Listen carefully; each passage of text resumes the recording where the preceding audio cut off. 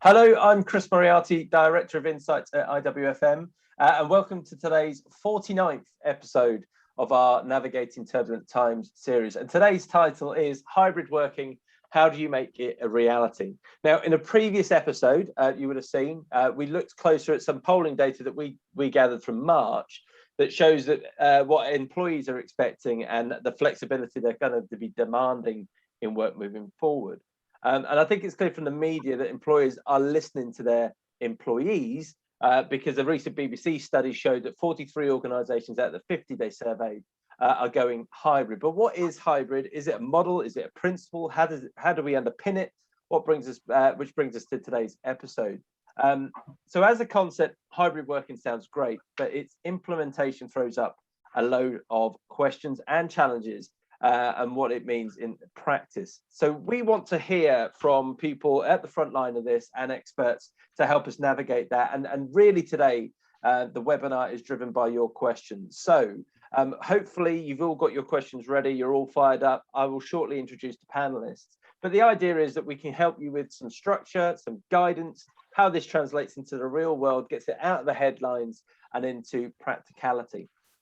So in a second, I'll introduce our panelists, but before we get on to that, they're going to talk about their background, but I just wanted to say your questions have got to come from you. So you've got a question panel, a button there, fire them in. I've got some questions I want to ask them, but really this webinar is going to be driven for you. We're not going to hear a massive amount in introductions from these guys because we are sitting here anticipating a deluge of questions from yourself. So the first panelist to introduce Andy Kelly. Andy, tell us a bit about yourself, where you're coming from, just some of your experience to give the audience a bit of a flavour of some of the questions they can put your way.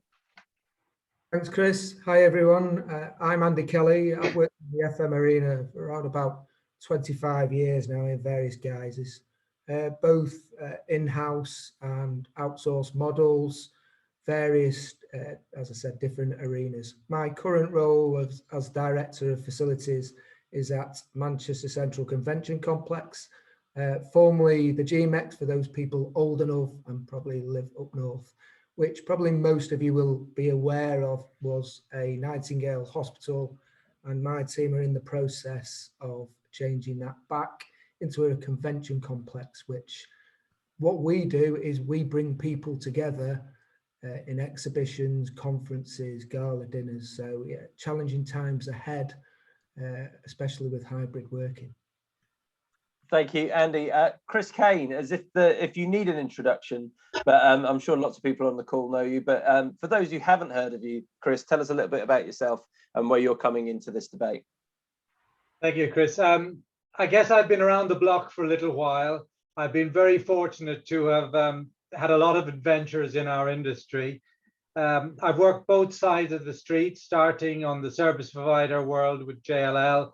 Then I am one of the few people you'll meet who's actually had a true Mickey Mouse job, and that I worked for the Walt Disney Company. And then I ended my traditional sort of period of working with the BBC. And since then, since leaving the BBC, I've been following a portfolio life. And I managed to write a book on our industry called Where's My Office? But I started off as a typical surveyor. I learned about project management and construction. And then at Disney, I learned all about operations and FM. And I think it's really all about people and place. I'm interested in that. And I'm interested in making a smarter, more sustainable use of the built environment. Lovely. Thank you, Chris. And finally, Patrick O'Farrell, tell us a bit about yourself. Thank you, Chris. Hi, everybody. So my name is Patrick O'Farrell, as Chris just said, and I work in the property services function within Nationwide Building Society. Up to the last couple of months or so, I was head of FM at Nationwide, fortunate enough to lead a fantastic team who won a BIFM Team of the Year award a few years back. We were also awarded Nationwide Internal Team of the Year for our response to the Carillion collapse. And in fact, this last year was also awarded what was effectively Team of the Year for our operational response to the COVID crisis. So to borrow a phrase just used, I've been right at the heart of some very interesting adventures in recent years. A few months back, I was asked to step away from my head of FM role in order to support and oversee the transition of the Nationwide property team into its new ways of working, including supporting the operational response to the reimagining of the workplace post-COVID. And I think, as Chris has already said, it's an incredibly exciting opportunity, but also incredibly challenging. As an organisation, I guess we'll openly admit that we don't have all the answers, but what we do have is a clear sense of direction, and we're working towards getting those answers over the coming weeks and months. Thank you. Perfect, thank you. Patrick, I'm probably just going to stay with you very quickly because I want to pop the first question to you. We've had some questions come through, keep them coming in, but my first one is from me, because what I find really interesting, Patrick, is that with Nationwide, got a lot of press, right? You know, when they made their announcement about what they're doing, and my kind of sense of it, it was the first organisation I saw that was probably not falling into the kind of stereotypical, you know, tech firm, you know, Silicon Valley type organisation saying we're going digital by default and all these sort of noises that have come out. What was the kind of response, you know, both internally and externally to that decision? Because you would have experienced both, right, in terms of people that are outside of Nationwide go, well, that's interesting that you guys have gone there, but equally within your teams, what was the kind of the general vibe of the response when that became very public in the headlines? So overall, as you will have seen externally, the response was very positive and it generated a lot of comment. Internally, it also was received very positively. For everybody, if I just spend a couple of seconds, if I can, just what we're developing this work anywhere approach. So we who work at Nationwide all have the freedom, in conjunction with our colleagues and our managers, to look at the work we need to do and to decide how and where we work to best achieve it. So what we're saying to everybody is it could be a branch, an office, at home, or a combination of all of those things. We want the flexibility to be there for everybody.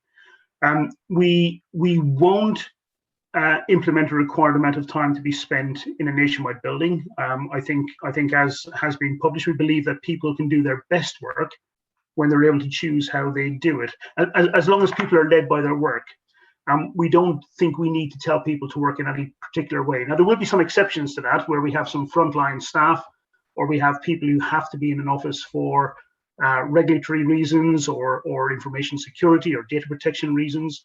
But in terms of percentage-wise, that's a relatively small number. Everybody else will have a choice to work from wherever the work needs to be done from, or where they feel they can do the work from, if that makes sense. Yeah. Does that answer your question, Chris? Yeah, no, it does. It's interesting because the point you make actually is something I want to bounce up to Andy now. What I'm going to do is I'm going to stop sharing the screen to start with, though, because I want you guys to get as much screen time as possible. There we go. That's better. So, Andy, yeah, Patrick's talked about the work leading that. Well, people being led by their work and stuff, but you're in a sector where actually, you know, there's some flexibility you can offer, there's some that you can't, and that's going to be a bit of a challenge, right, within the organization, because up until recently, up until all of this, homeworking was sort of seen as a bit of a perk, right? And now we're sort of saying, yeah, we're throwing it all open, but for some people they can't. So how's that sort of manifesting itself within the organization? Yes, it's a challenge, Chris, to be fair. You know, it's trying to make those people at the operational coalface feel involved, being part of the business, not being left out, because those feelings are there. What we've tried to do at Manchester Central is look at our operational people and look at them and say, well, actually, what can we do? How can we make the workplace better for you? So we've looked at our facilities, what we give them. You know, our crew rooms, just the areas, the accessibility to IT infrastructure, the internet, and all those added things. When they're not at the coalface, yes, they've got a nice place to go. Yes, they've got all the relative welfare facilities, etc., etc.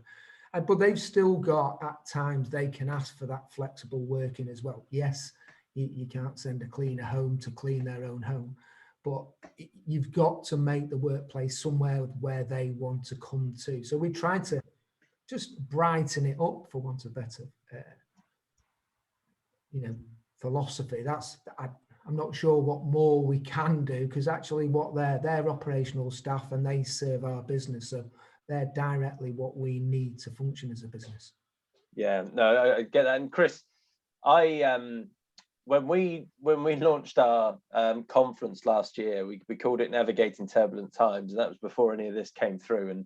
And we couldn't believe how accurate that title ended up becoming, because it was only a few months later that everything happened. But for someone who wrote a book called Where Is My Office prior to the pandemic, I think you trump us a little bit in terms of that foresight. But just talk to us a little bit about the book, because a lot of the ideas we're talking about you've put in there, and I'll be interested in your thoughts about why it was that some of those ideas hadn't manifested themselves prior to the pandemic, and whether or not you think this pandemic is actually going to be a bit of a kickstart to a different way of looking at work and therefore how we support work in the future. Oh, there's a whole raft of questions there, Chris. Let me try and break it down. Let's start with the end. If anyone doubts that this pandemic is not going to bring about change, you're sadly mistaken.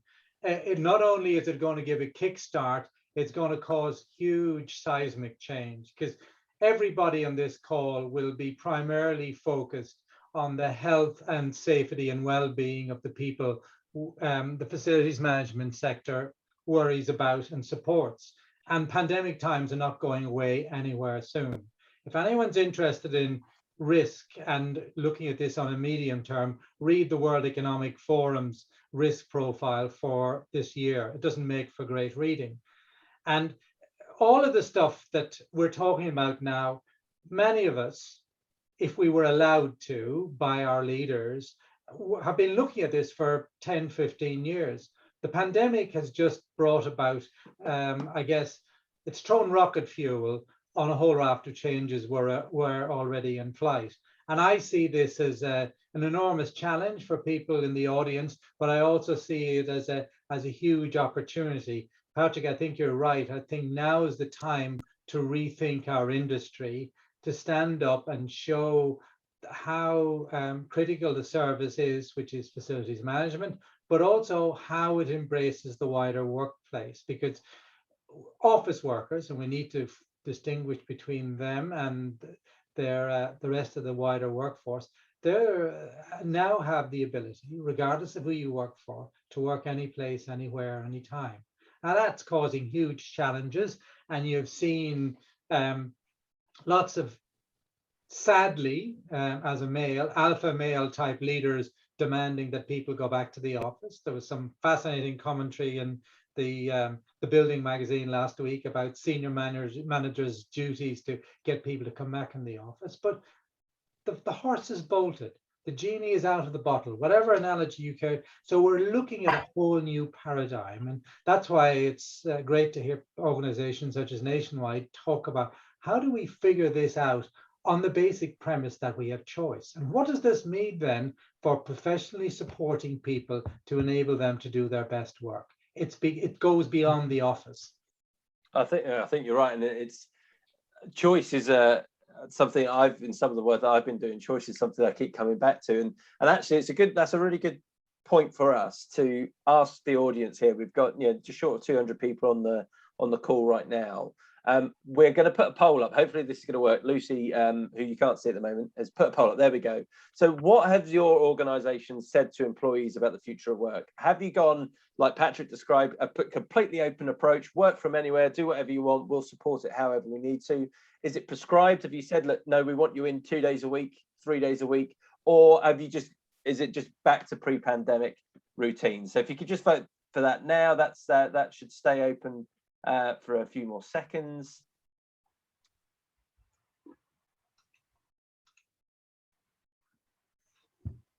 We'll wait for that to come through, the result. So there we go. So, okay. So interestingly, prescribed hybrid model seems to be the order of the day. So 2/3 of people there, or a completely open approach. And I suppose, I mean, maybe we shouldn't be surprised by that, gents, because it's certainly a lot easier to know when people are going to be where they're not. And Patrick, that's probably, I would say, I've been doing these webinars for a while now, and anytime we talk about this, the new world of work, it's very easy to get very high level on this and talk about it a very big kind of picture, but actually it does rattle down into some very, very practical things. So one of the things that's come up, I see it coming up all the time, is DSE requirements and all the rest of it. So there's that aspect of it. So when they're not here, whose role is it? And also when they are here, how do we manage that? Now your organization has gone fully open. So do you want to just talk a little bit about how you're managing some of that supply and demand, I guess, of services based on not knowing who's going to be in and when? Potentially you might have a solution for that, but also how you're managing some of those practicalities that are coming up time and time again with a lot of people not on site. Yeah, so I don't have all the answers, you'll be surprised to hear, but what we are doing is we're going to take a period between now and we think up to September to have a series of experiments, so a test and learn environment for ourselves. And there are a whole bunch of things that we're going to try and do differently, because you're absolutely right, the devil is in the detail on this stuff. So I've seen some of the questions pop up about fire marshals and first aiders. So all of the stuff around health and safety is incredibly important. So what we're doing is we're retraining the facilities guys, the property team, who are permanently on site, to make sure that they are covering things like first aid and things like fire marshals and that sort of stuff. So there's always a presence there. In terms of things like some of our Equality Act obligations, clearly people will have workplaces set up for them. They might have special chairs or special desks or other paraphernalia that they need to do their jobs. What we've done in this temporary phase is given them access to ergonomic assessments from their home if they simply can't come into work. But the simple answer is come into the office until such time as we've developed a regime that allows you to work from home. I don't know if I've answered your question, Chris, or whether you want to draw more out. No, I think that's an interesting point, because one of the things that I think has been really interesting with this is that it has the potential, this whole debate has the potential to kind of break down some of the boundaries by which we used to talk about our profession, which was, once you're in the concrete block, we're now in charge, we'll look after things. But now that kind of hybrid that we're seeing, and with even with 2/3 of people prescribing it, there's still a chunk of time. So our data is sort of telling us that only 30% of people will be in the office 5 days a week. So there's a big chunk of time that workplace experience will be taking place somewhere. So is that still our responsibility? Yeah, absolutely. And absolutely. And is that how you're taking it? You seeing it as this is still our response? Because you talked about advice, guidance, and all the rest of it. Do you still see it as your responsibility? Well, we just have a new workplace now, which is called home. And I think in the past, we would, like many organizations, we would have had a relatively small population who worked from home, and you might have been designated as a home worker. You might have had some equipment provided. You might have even had your broadband paid for as part of your home working status. Well, it's very, very different if you try to apply that to 10,000 people. Yeah. So there's a whole series of conversations going on to try and make that practical from the organization's perspective, but also practical from the individual's perspective. Yeah. But there's lots of really, really interesting. You talk about the changing face of our industry. We're introducing new roles into our buildings to help facilitate this change. We're starting to reach out to people who perhaps have worked in the hospitality industry or in the hotel industry to act as, we're calling them floor hosts, but like a concierge type service where they will know what's going on in their environment. They'll know what meetings have been booked. They'll be able to sort out your arrival in the building, your pass, your parking, your catering. So all you have to worry about when you're turning up to one of our buildings will be whatever meeting you're turning up for or whatever town hall event. Whereas in the past, you would have come in, you might have opened the door, see if a room is free, go in. So it could be an entirely different experience, we think, for people. And these are things that we will be experimenting with. Yeah, and I think that's probably the thing I hear a lot. It's about the grand experiment. We talked about the home working experiment. We've now got the hybrid experiment, I guess. That's right. Andy, it's very easy for us to talk about employees, but equally in your sector, you've got clients that need to have a safe experience, all the rest of it. So have you, and just before we went live, you were sort of talking, we were talking about how often we've been in the office, and you're sort of saying you've kind of not gone home though, but I'm sure you've gone home at some point over the last 18 months, although sometimes it might not feel like it. But what lessons have you learned in terms of the practical, the detail stuff that you wouldn't have even thought about before, that some people on the call are probably just about to start experiencing because they have been working remotely during this time? What if you could go back to yourself in 18 months' time, say that you won't think it, but this, or what lessons would you have learned?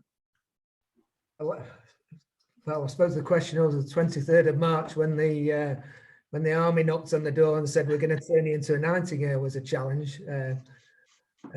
But I suppose from our perspective, we sell space, we bring people together, but we've got to continue, we've had to continue to operate, try and operate and look beyond the pandemic and say, well, how do we entice clients to book our venue going forward, and what is the future going to look for us like us as a business going forward? So we've had to embrace, digitalization and bring virtual meeting rooms and host clients over various platforms and try and show them the venue that way, and the various guises that we can put out for them to book in the future. I suppose the challenge there is clients always want to see the venue, the places, your staff want to be in. And I think we've always tried to build a safe environment. And even going forward now, we're the office, whilst we're embracing hybrid working, we're also looking at our office and saying, actually, before what we did, we used to try and cram everybody into this square meterage and give them a 1200 desk, say, go on, you're in that space and that's your desk space and you'll never move. And as part of our sort of hybrid working, we're changing that philosophy to say, actually, you don't own a desk. Yes, the desk is, the space is X amount, wide now. We've got all this different zones where you can go to.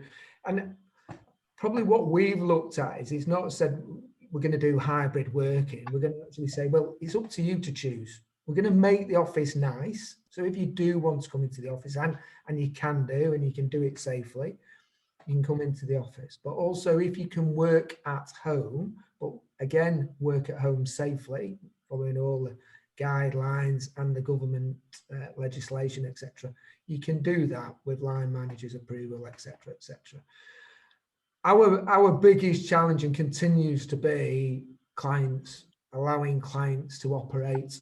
We brought in, we were talking about it earlier, the studio production, which I would say is a very high-tech production of what we are doing now, with TV cameras, very sophisticated digitalization, where corporates can reach the wider audience, but also get the true production feeling of hosting an event online.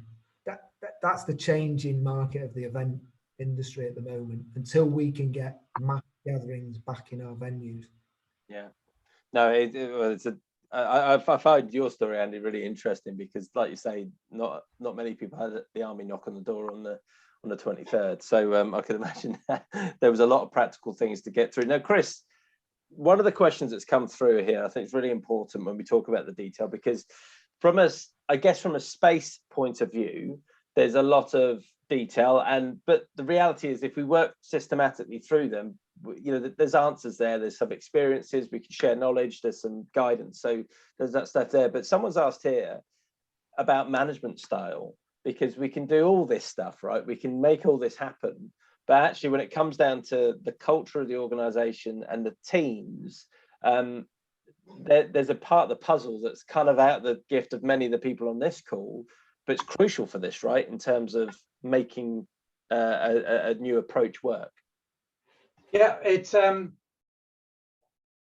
sure many people in the audience, and certainly across our wider industry, saying, what does culture have to do with systems, resilience, health and safety, etc., etc.? Well, ladies and gentlemen, it has a lot to do. And one of the things I learned in my journey was that you had to be sort of a helicopter thinker. You had to be able to think about things strategically, but also things tactically. And I think that's our big opportunity now, because the modesty of people on this call and across our industry, we need to be able to put that to one side and to come out of the shadows. Facilities folk have normally been described as the invisible service. Well, leaders are now seeing for the first time ever the critical support we play. And for some strange reason, I think accelerated by the pandemic, the people and the place components have been conflated. They've collided together. So unless we understand how the people and the culture, but also the management bit works, then we're not really able to do our job in its entirety, or indeed to fulfill our potential. I think Patrick was talking about hiring people from the hospitality world. Well, that's a great thing, because the first thing anyone from hospitality will say is understand your customer. And our customers are our people, but also they operate within a culture which we operate within as well. And this is not just the preserve of HR. We need to understand a lot of this stuff a lot better, because then we can do our job better as well. So I see this as a big opportunity. I think one of my mentors was Mark Thompson, who was Director General of the BBC and then CEO of New York Times. And he generously wrote the foreword for the book, but he said that what he's seeing out of this is, if there can be any positives coming out of this pandemic, it'll be the end of the regimented and hierarchical office management structures and the move to much more appropriate human-centric working facilities for office workers. How about that for a challenge? Well, yes, right. So there is a challenge. And actually, one of the things you've touched on something here, I want to put another poll up.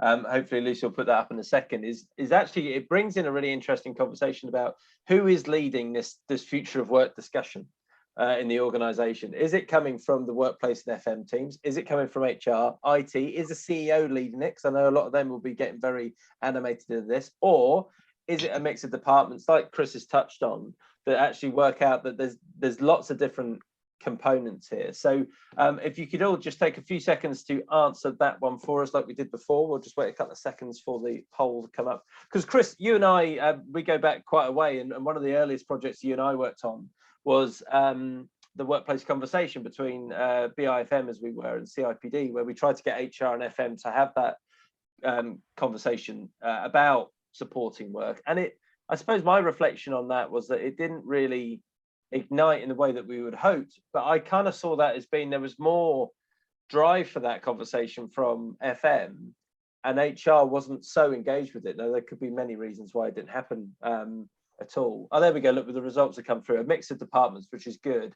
and then it's spread. No one said IT, which is, I put that in the question because I'm wondering whether technology was the kind of driver for it, but I suppose I didn't expect much of that.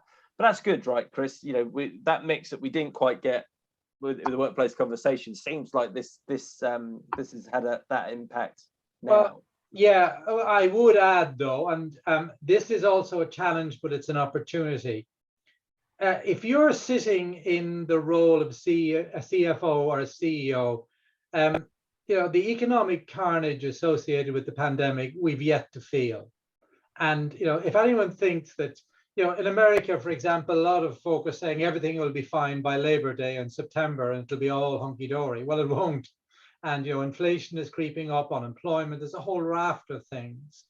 And I think a lot of organizations are now going to say that we need to really have a long, hard look at how we organize ourselves. You know, in Nationwide, a financial services organization, has seen a lot of change in your world, the regulatory side of things. And there's other large corporations too saying maybe it's time for a different way of thinking about how we organize our support functions. And maybe some of these traditional functions may get thrown up in the air. And some of the conversations I've been involved in the last few weeks alone are saying it's not about one group or the other. Certainly, these groups need to take down the walls and to collaborate better. but there's others exploring, well, maybe we should be looking at a new, shall we say, resources function. And that's where the current FM model is well situated to be a significant proportion of whatever that new look model might look like. Yeah.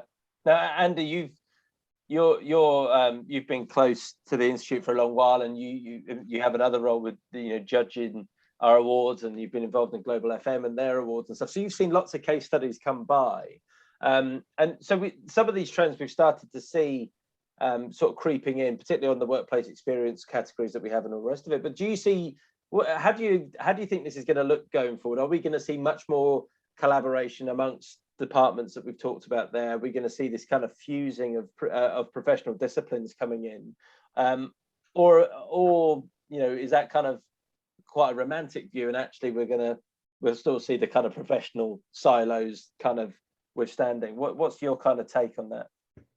I like to think it's that nice romantic, where we're going to be friends together, and you don't get your property pubs, your health and safety, your IT pubs, etc. But no, I think it will bring a lot of departments within organisations closer together. It has to, without a shadow of a doubt, both the legal implications, because I think both Patrick and Chris have said it.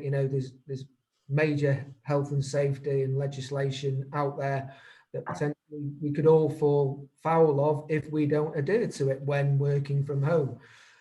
So I would like to think so. I personally think it will be led by FM, but with input from all those various departments. I think obviously it'll be driven by the CFOs, the CEOs, because ultimately I think you'll find that businesses will take this opportunity to rationalize space, look at their FM models. There's one thing we've probably not touched on is what's the FM model going to look like in the workplace, because we all encourage staff to report issues within the workplace.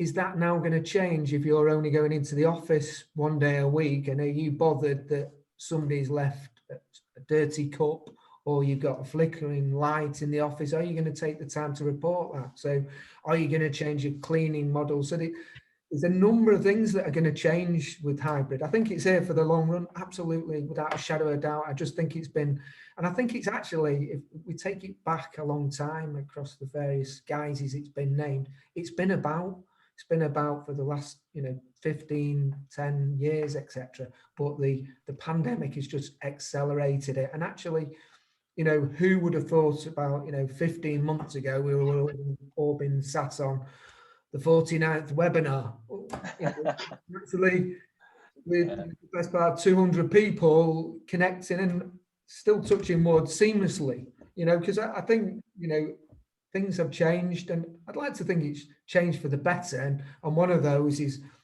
departments becoming more closer together to actually, we're all trying to deliver the experience, aren't we? For whatever, whether it's our external customers, our internal customers, etc. For me, I'd like to believe that, all departments will embrace it, and not just in the UK with the work you're doing, Global FM, especially in the last year, lots of great stories of FM around the world, and actually departments coming together, to beat this thing. Yeah, Patrick, it would be interesting from your experience, whether my romantic view is a reality at Nationwide.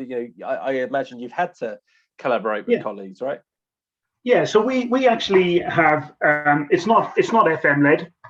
We contribute. So it's actually led, we've created quite a programmatic approach with a program called Reimagining Work, which is pulling people from entirely across the business. Right. And it's taking input from HR, we call them P&C, but from HR, looking at what support do those middle managers need to prevent going back to how it was before. So somebody mentioned presenteeism. So how do you support that bunch of people in the middle? We're from a HR perspective as well, looking at people's well-being in this new environment. Somebody mentioned the legal implications, the health and safety implications. So all of these things are being pulled together in a programmatic way, of which we are part of. Now we're the part that will end up holding the baby at the back end, so we do have a say, a big say actually. But we are just part of it, because this is a culturally led change in the organisation that we will all follow behind. And it was interesting to see who's leading it. In Nationwide, this has been led at board level. So this is what's driving it. We are changing as an organisation. It's been sponsored by the senior person who looks after our HR function, and it flows down through the organisation from there. And do you think that's important? I mean, I think I know the answer to that question, but have you? It is important. I'm gonna answer that before you. But have you seen do you think there's been a big difference made because the board are leading this, and it's not coming from a department saying, "Oh, we've changed our policies," making it sound quite tactical?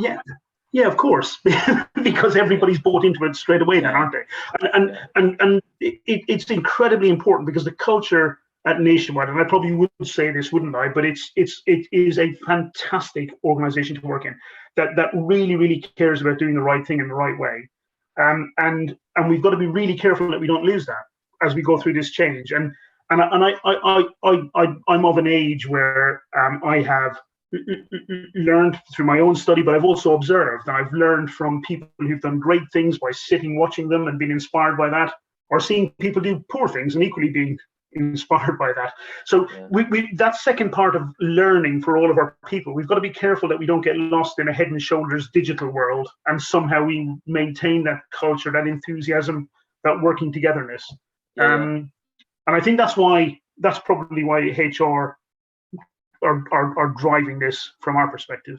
And I guess the last question in this sort of little round of questions, but a lot of the stuff that's coming in from people that are watching is kind of feels like there's a kind of communication type thing, because with change there's a lot of fear. People seeing, they're seeing headlines about their organizations reducing their real estate. If you work for one of those organizations, you might be sitting there going, well, does that mean we're out of the picture now? People that quite want to get back in, but don't think now that their choice is the other way, that they haven't got a choice about whether to go back in, and that. So communication is quite important. So what sort of tips have you got for some of the stuff that, again, I know it's an experiment, but what sort of tips for people who are thinking, right, we've got to start communicating with our people now? How do we best do that? How do we engage them in a way that doesn't fuel those fears?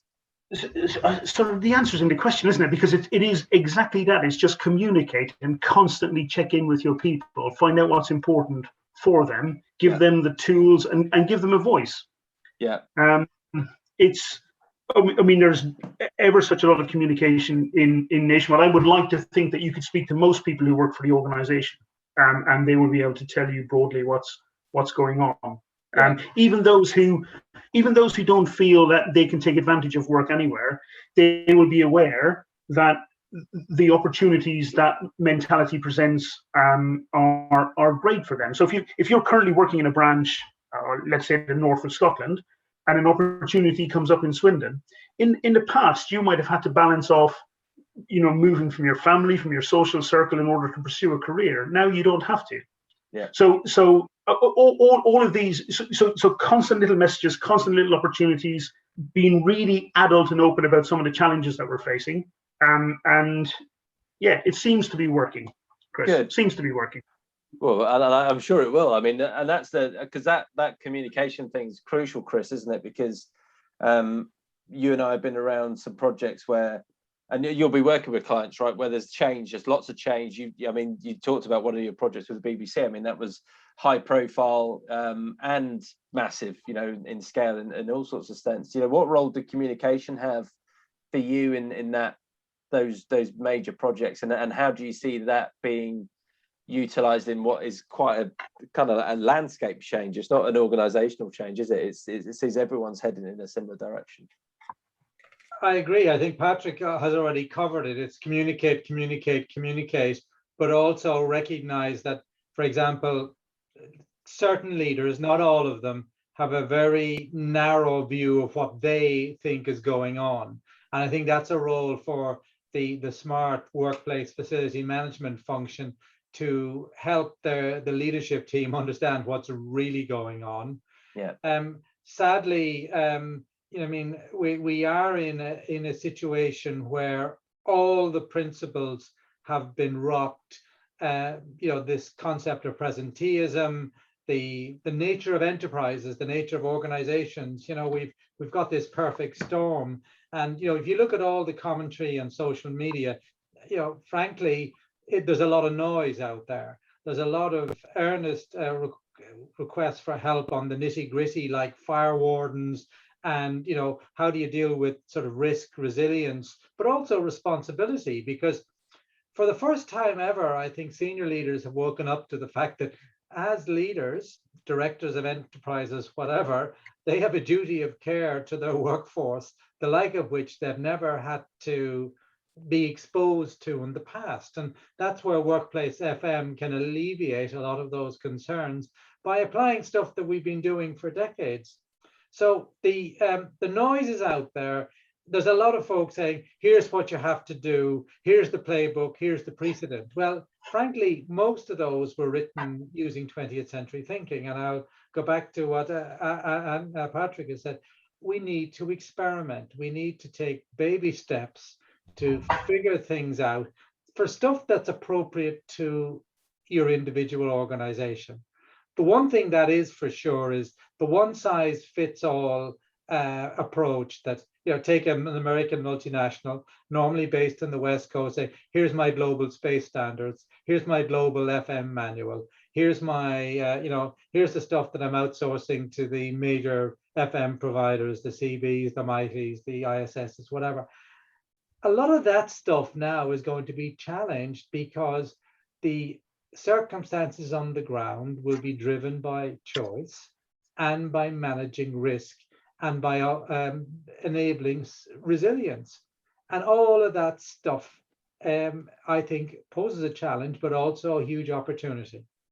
Yeah, so I think the thing we're talking about is that constant communication with employees, and that's going to be really critical because let's face it, up until recently, we only talk to them when we're going to do a big move or something big's happening. So I want to test that hypothesis. So we're going to put another poll up. So hopefully, yes. So has the amount of employee services that you carry out about workplace experience, how's it differed from pre-pandemic? Are you doing it more often, the same, less often? Are you not surveying your people at all? We think that because I was talking to the chap, he said, "God, if only we'd surveyed people as much pre-pandemic as we are now, because it's almost weekly. People are being asked, are you okay? Have you got everything you need? How are you? How's your well-being? Because of this completely new scenario. And now we're sort of saying, well, actually, why weren't we talking to people like that before? Particularly if we're going into, like you say, Patrick, experimental mode, we're going to have to know fairly quickly whether things are working or not, and be able to be agile enough to change. So let's just see how that poll does. That's the results coming through more often. So 62% of people are surveying their people more often, which is a very positive thing, I think. To take us off in a slightly different direction. So Andy, I'm going to ask you here in terms of we talked to you, I think it was you that mentioned that FM models are going to be changing and stuff. There's a few people here thinking about, okay, practicalities here with service suppliers and contract formats and all the rest of it. Some of those might not offer the flexibility that we need. How do you think people are going to resolve some of those challenges? Because it's one thing to talk about our approach changing, but then a market's got to change around it, hasn't it? It does, Chris, absolutely. But I think also this is the opportunity again to make our people feel valued. So, we at Manchester Central, we're actually looking at some of the roles our people, and we're taking this opportunity to say, actually, we can use this as a development opportunity.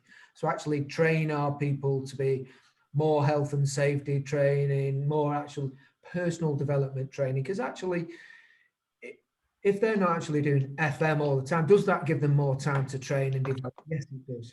Does it mean the whole world of FM is going to change overnight? No, it isn't. I think it'll take a gradual time to do that. I do think there's, and we touched on it before, the whole making our people feel valued, especially our frontline workers, because, the people who can go and work from home, everyone seems to be focusing on, they can do that. So how do we give something back to those people, those frontline? And for me, it's to develop those people, develop them so they can do different tasks. I think, yeah, personally, I think there will be changing in models because, if there's not a lot of people in the workplace, does that mean the cleaning regimes are going to change? And does that mean that they're not going to be cleaning offices, etc.? Does that mean clients are going to be asking for a reduction of costs, reduction of overheads, etc.? So that's possibly. But then that's for us as an industry to start saying, well, what else can we give back? What is that added value we can do? Because actually there might not be somebody in that workspace, but actually somebody needs to maintain it still, ensure it's still up to a certain quality, etc., etc. So again, it's probably, we talked about it before, about those changing roles. I don't think if you're an FM, you're just going to be doing it, or a maintenance guy, you're just doing that. It might bring us away from some of these siloed roles that we've had before. And it is, again, more about the experience in the workplace. Yeah. Patrick, you've talked about that slightly as well, with the makeup of the roles that you're bringing in and where they've come from and the skill sets they have. But what sort of work have you done around services, that you outsource, whether it be big IFM type stuff? I know that you guys have got, you mentioned a Carillion, you sort of the in-house sort of a few things, so that might make things slightly easier. But in terms of those service provisions, where a lot of the contract, maybe it didn't make it slightly easier, but the big contracts where traditionally it's kind of a fixed kind of KPI model, and actually maybe that KPI model is going to be a bit challenging to maintain when there's so much fluidity about what the workplace will look like from one day to the next.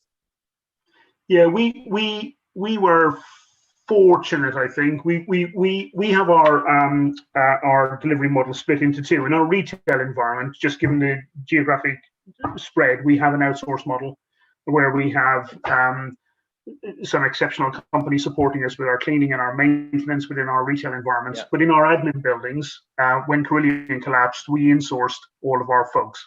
And that flexibility, the flexibility that gave us to respond, I think it enhanced our flexibility, to be perfectly honest. And that's not to say Mightier and ISS wouldn't be able to respond as flexibly as well, but certainly for us, it felt easier to be able to respond, and it was easier for us to talk to people about changing some of the things we expected of their roles, rather than get tied up in contractual conversations about, we now need you to do a little bit more of this and a little bit less of that.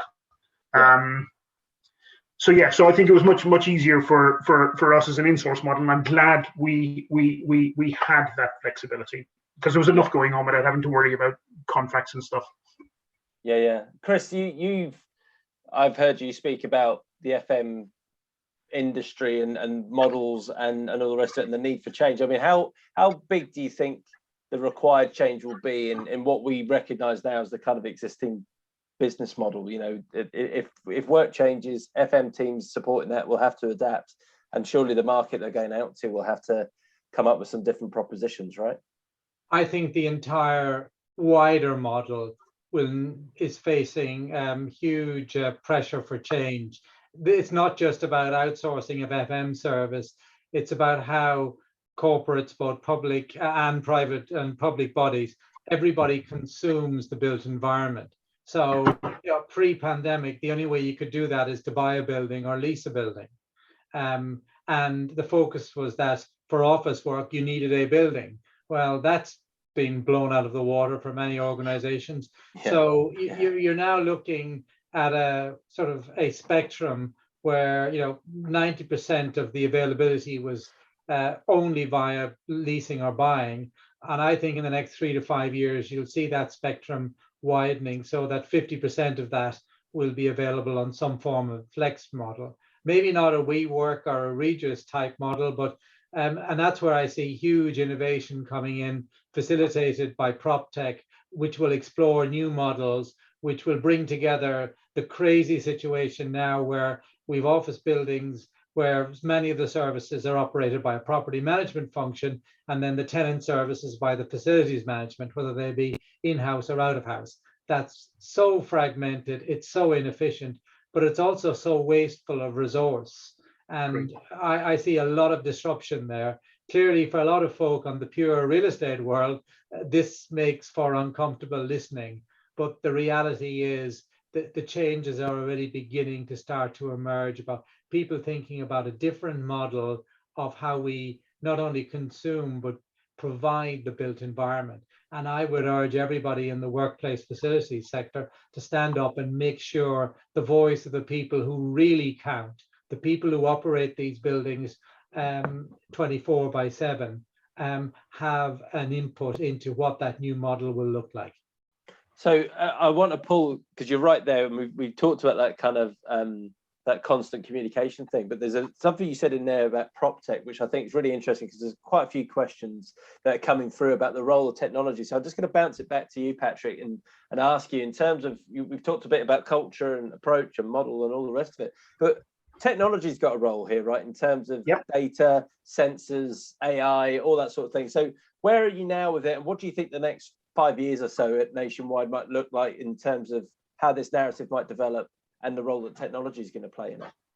Yeah, so it won't surprise you to hear that we're very actively looking at this. What we're doing initially is just developing simple apps to allow people who are using our buildings to get information around the buildings, to be able to book a desk, to understand if there's availability, book catering, all of that sort of stuff. Sorry, I'm just a little distracted. There's a hailstorm with thunder and lightning. I've not seen one before, right outside my window, so it's quite distracting.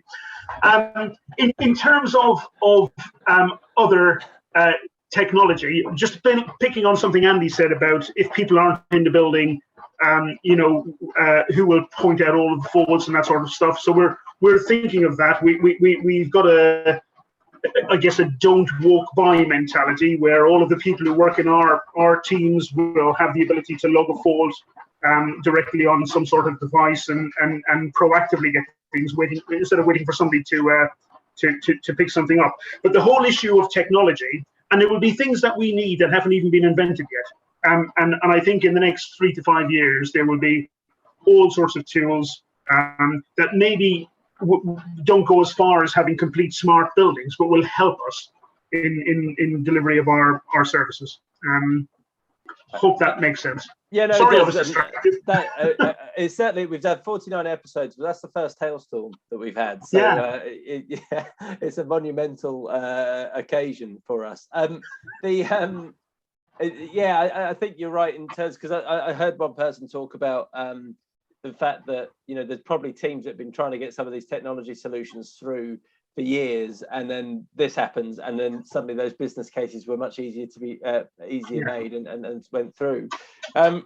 I guess just as we're approaching the last few minutes, we've gone from detail to big picture to business models to, so hopefully there's been something there for everyone. We've tried to bring as many of the questions into the conversation as we could. So if we didn't directly ask your question, don't worry, we hopefully we've baked it into some of the other conversations we had. But I want to finish on one particular question, and we're going to put the final poll up for today, which is this idea of profile. So has this whole debate, how has it impacted your profile as a workplace or facilities team or practitioner within your organization? Has it increased it, decreased it? Have you seen no change? Because we're talking about really, really important issues here, and it just strikes me that this is, and Andy, you're an advocate for showcasing FM through the most prominent thing and through our awards and stuff. But this is a great opportunity for us to really show what we're made of, isn't it? Absolutely, Chris. I mean, I'm looking forward. The workplace isn't going away. I think it was Chris who said it was creating a new one. And I'm envisaging, in the next, 3 to 5 years at the awards, we will get some innovative submission in how we as FMs are providing a service to that new workspace. I'm really hoping to see that, and that's my view. I think it will come. It's just we've got to embrace it. I think there'll be over the next 12 months, I think everyone will love to work from home, and I think to a certain extent then it will let's say people will want to get back into the office to a certain extent. Yeah, there'll always be those people who want to work from home, but I think people will miss that human interaction, where we can collaborate, but yeah, I think it's going to happen. I think somebody will come up with a new service stream within the FM industry, and as I said to you all, I don't think we'll go as far as sending a cleaning company around to everyone's house to clean their office space. I think costs may prohibit that. But, yeah. Although I did hear someone talk about sending lunches to people's houses. If they provide free lunch in the office, why not send it home? So let's see the answer to that poll. Increased it. So that, I think that is a really encouraging sign. I mean, yes, we've got a lot of headaches as a result. We've probably got a lot of challenges and problems that we've got to solve, either that we have solved in the last 18 months or we're about to solve in the next 18 months. But and I guess, Patrick, I'd like to leave that with that last question with yourself there. Have you seen your profile, not as an individual, but as a team and the work you do? You said that the board are leading on this. Is this increased your profile within Nationwide? I think as a function, we've always had a high profile within the organisation, but yes, we are fairly central to the operational response post COVID. So I would say yes, absolutely. Good. And Chris, we saw a future where the workplace was going to be central to FM's conversations. Do you think this is the start of that chapter now, that we're going to start to see organisations realise that there's more to it than operational overheads? Yes, provided we make sure that our message lands with the right people, and that we mix both the critical tactical stuff, the nitty-gritty, with some insights and some suggestions about experimenting and being more strategic. Now is the time. Well, there you go. What a wonderful way to end the webinar. What I take from that, the opportunity is there, the open goal is there, but we've just got, it's not a given, is it? We've got to step up to that challenge. So I think that's the message. So look, thank you to everyone that's been online with us during this, and thank you for submitting your questions. As I say, there was a lot of questions coming through. I've tried to get them in some way, shape or form to the panel, but obviously a big thank you to the panel as well. Andy, Chris and Patrick, thanks for joining us, chaps, and sharing your insight, your experience with us. It's been great, and I'm sure the people at home watching this have really enjoyed that and benefited from it. I think there's some really encouraging messages in there, which is always good to see. And also thank you to no one sees them but Lucy and Sheila, who are behind the scenes, making sure that all those polls that I made up on the hoof managed to get up on screen in a way that that we're all able to engage with them. So thank you very much for that. So thank you, gents. The last thing from me, I just need to share a couple of things with you guys. So reminder that we've still got our resources hub available. So there's lots of stuff that we've been talking about today. Well, we've got guidance on it. It's all there available. Some of it available just to members, most of it available to everybody. So you can go in there and grab some stuff. That's all content generated by experts and volunteers of the Institute. So go and have a look through that. We have a specific resource hub for the COVID response. So that's got things in signposts to the latest data information. It's got some of our research that we've touched on. So if you haven't seen the last webinar, then you can go and have a look at some of that research.